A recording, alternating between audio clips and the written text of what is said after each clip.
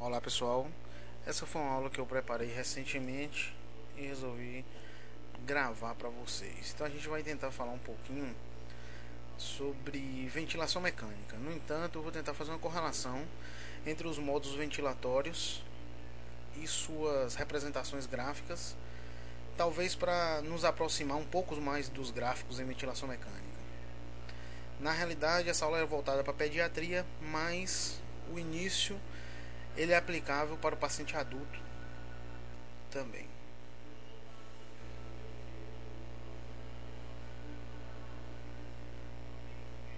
Então, o tema central vai se situar sobre a ventilação mecânica convencional. No entanto, é importante que a gente tenha em mente que a ventilação mecânica ela não pode ser vista apenas como uma mera modalidade de suporte usada para manter os pacientes vivos, enquanto que o tratamento específico da doença são empregados para melhorar a patologia de base. Então, com certeza, a gente não pode ter esse pensamento voltado para a ventilação mecânica, porque com o desenrolar do tempo, a ventilação mecânica ela agregou em torno de si diversas formas de controle para a gente propiciar a expansão pulmonar de uma maneira mais fisiológica e menos agressiva. Se a gente for pensar hoje em pediatria e para o paciente adulto a gente tira o SINV, por exemplo, a gente ventila muito em PCV de forma assisto controlada. A gente introduz a PSV quando já estamos pretendendo retirar o paciente do suporte ventilatório. O CPAP ele é utilizado quando o paciente não é capaz de trigar a máquina ou mesmo para a terapia de expansão pulmonar. Mas as medidas à beira do leito, assim como a própria avaliação clínica, ela nos permite informações que chegam a ser deslumbrantes e a gente pode ventilar o paciente mais funcionalmente. Dessa maneira, a gente pode dividir em modo e modalidade. Então, modo é como o ciclo deve ser iniciado, controlado e finalizado.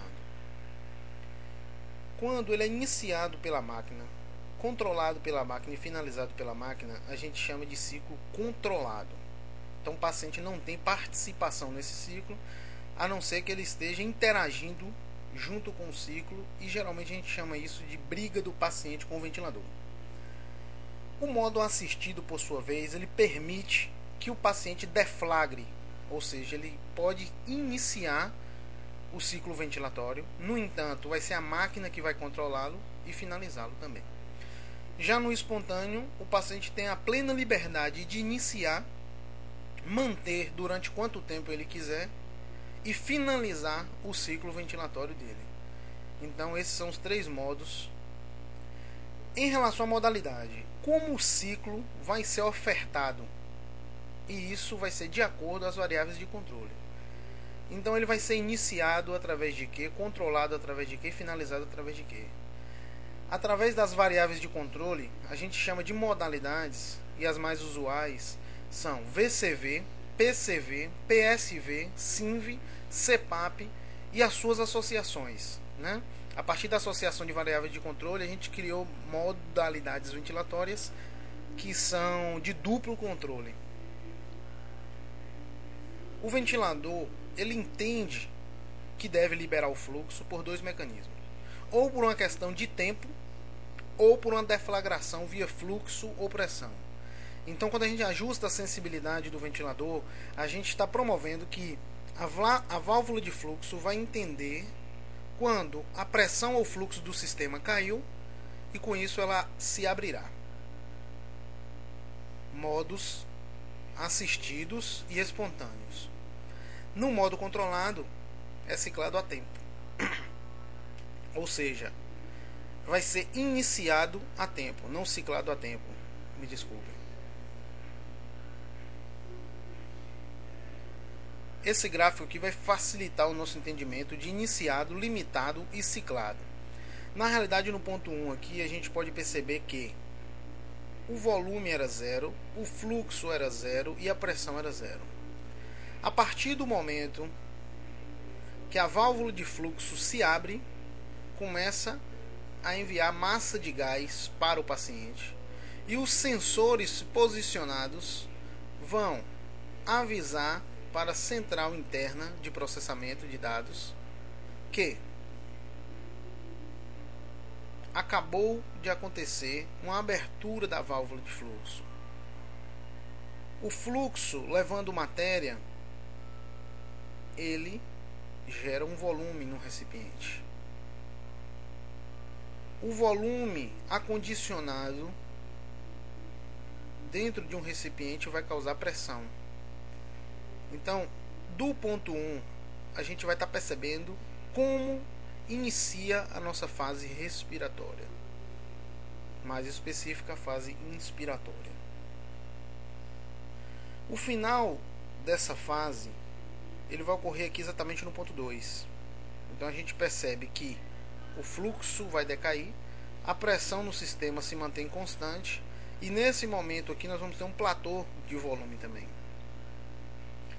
Então fechou a válvula de fluxo.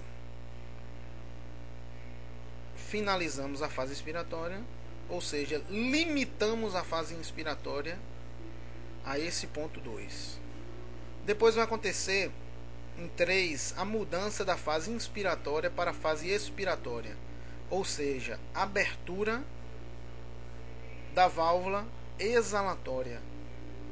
Então, quando a válvula exalatória se abre, o ar que está contido no pulmão e na interface ventilatória vai ser eliminado através da fase expiratória, respeitando o limite de pressão expiratória positiva nas vias aéreas. A partir desse momento, nós vamos ter o início da fase expiratória, até que o volume retorne a zero, o fluxo retorne a zero e a pressão no sistema retorne a zero ou ao nível de PIP pré-estabelecido. Depois nós vamos ter o início de um novo ciclo. Visualizando melhor, nós teremos uma fase inspiratória e uma fase expiratória. A fase inspiratória será iniciada quando ocorre a abertura da válvula de fluxo. O fluxo será fechado no momento em que ocorra o limite da fase inspiratória. A partir desse momento nós teremos um platô ou rápida abertura da válvula exalatória, se não tivermos pausa inspiratória, e assim nós teremos o início da fase expiratória. É isso que é a nossa relação ins-ex, que pode ser calculada através da frequência respiratória de 12 incursões por minuto. Nós vamos ter uma janela onde a somatória da inspiração mais a expiração é de 5 segundos e a relação ins-ex vai ser dada a partir da fórmula 60 dividido pela frequência respiratória é igual a ins mais ex.